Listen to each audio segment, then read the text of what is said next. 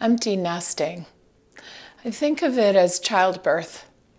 Just like when we're going into labor, we have all these expectations. We think we've taken the classes or read the books or watched videos and we think, okay, I know how to do this. And then you get to the hospital or you're having a home birth and all of a sudden you realize, I don't really have a clue. Much of this isn't actually in my control. So as you think about moving through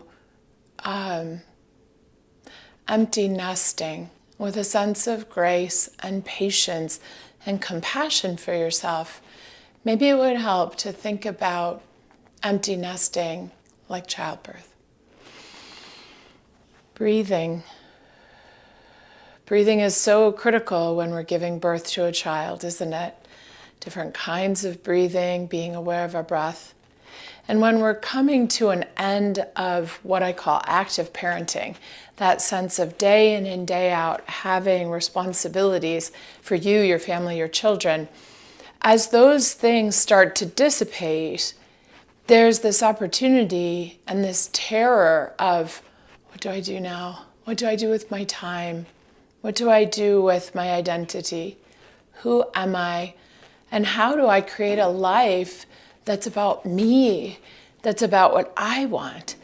And for me, it was decades of forgetting about myself. So my advice is to breathe every time those feelings of who am I, what do I want, how am I going to build a life without active parenting, without children who need me every moment of every day. Just come back to your breath. Drop your breath from your shoulders and your chest down into your belly, breathing. Breath is life. Trust, come into an awareness of yourself, your body, who you are in your heart at your core. Remember that through your breath. You don't have to take a minute of breathing or 5 minutes of breathing. You don't even have to have a regular meditation practice. That might all feel way too much right now. Anytime that you're starting to feel feelings as you're moving through this very beautiful but intense and terrifying sometimes phase, just breathe in through the nose and out through the mouth.